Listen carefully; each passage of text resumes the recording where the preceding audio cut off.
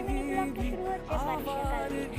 বারিশাকাল তো চলে এসেছে। আমরা আমাদের এখানে যে এত ফ্লাড হয়েছিল আমি কখনো বলবো ফার্স্ট এরকম ফ্লাড হয়েছে।